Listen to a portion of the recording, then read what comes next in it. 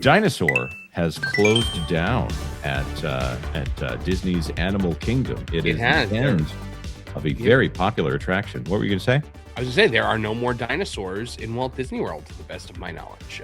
Which is odd because dinosaurs are a thing that boys like, but since when has this company cared about that? Yeah, I tell you what, I saw an Aladar animatronic on Twitter, and I almost want to see if I can bring this up here because it is so cool looking. It was, I think, the last large animatronic that they actually had in working order. Here, I'll go to the cursed social media platform Reddit. Here's Aladar when he was with all of his skin, and then here he is without all of his skin. So on the submerged animatronic subreddit there. But I've seen it in motion. I've seen video of it in motion. And wait, so where was that? Was that outside, like on some kind of boat ride? Huh. So okay.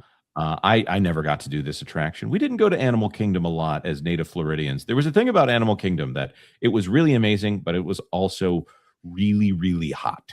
When I moved here, it took me a while to go to Animal Kingdom because at the time, like, I didn't really like Animal Kingdom. I'd only been there like twice before, and like because we didn't really typically go on our trips. And the one time I had been there, it rained the entire time, and I was miserable. It has become my favorite. It is the closest to having an actual theme of any of the parks right now. It actually sticks to its theme. Yeah, it's not like exception of Avatar, but that you can make the case that Avatar is about conservation. That's true. That's true because the entire thing is kind of like a post-human idea. Right. But over there, even though Disney is getting away from dinosaurs, even though dinosaurs are one of the most enduring brands when it comes to appealing to boys.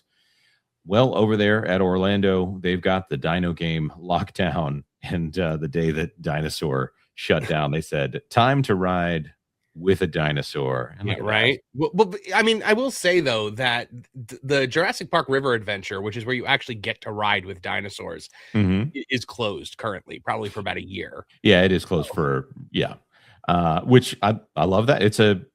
I'm not going to say it's better than Splash Mountain, but it's better than Tiana's Bayou Adventure. That's for sure. Look, there are two log flumes at Islands of Adventure, and I would dare to say they both are Splash Mountain caliber.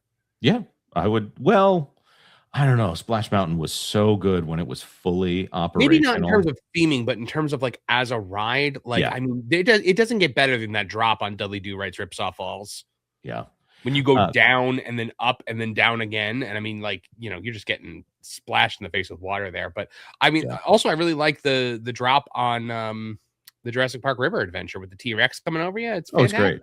Yeah, there is just something about giant-sized animatronics that just really does it for me. Sargon 2008 says, yes, Jonas, it was called the Discovery Riverboats that operated for a short period from April of 1998 to August of 1999. There you go.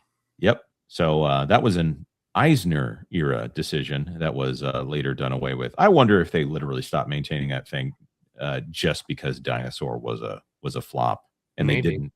It's also strange to me because there are many Disney films that are flops that we now recognize as classics and wonderful and all that stuff. But that one was too much of a flop. That being said, I've only seen it like one time and have really no non-academic desire to see it again. I wouldn't watch it for fun. I would watch it for research purposes. But over there at Universal, they've got Velocicoaster, arguably the best coaster in the Orlando area. Why do I say arguably? Because Hagrid's is better. But there you go. They have an entire dinosaur land over there at Islands of Adventure. Perhaps more. Who knows if they end up spreading that dinosaur land over to the Lost Continent, or maybe it'll be Zelda. I don't know. Let's see what they do. I love that Universal Orlando is fully willing to mock Disney for their bad decisions as well. We were talking a second about Ripsaw Falls. I get a question a lot of times where people are like, well, why are there two, like ways to go down on Ripsaw Falls? And it's actually a really interesting answer to that because originally the ride vehicles were designed to be 2x2. because you sit like one after the other on ripsaw falls. You were supposed to sit 2 by 2 by 2, and when you approach the drop, there was going to be like a buzz saw, and it would literally saw the ride vehicle in half. Oh, so that would have been cool. 2 ride vehicles, and then you go down. That is amazing. I would have loved to have seen that happen. I can understand why I think it was too complicated to make happen. So. Yeah, I love it. I love it.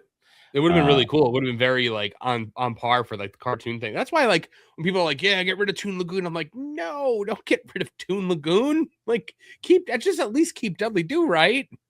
Yeah. If you have limited time in Islands of Adventure, though, I can understand just trying your best to get through Toon Lagoon.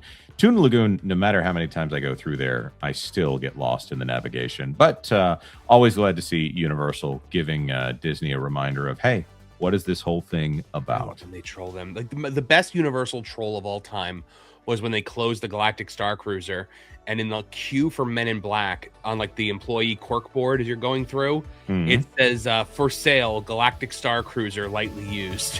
Whoa. Thanks for watching That Park Plays News. For more information, consider checking out www.thatparkplace.com. And don't forget to subscribe, share, like, and send this out on your favorite social media accounts.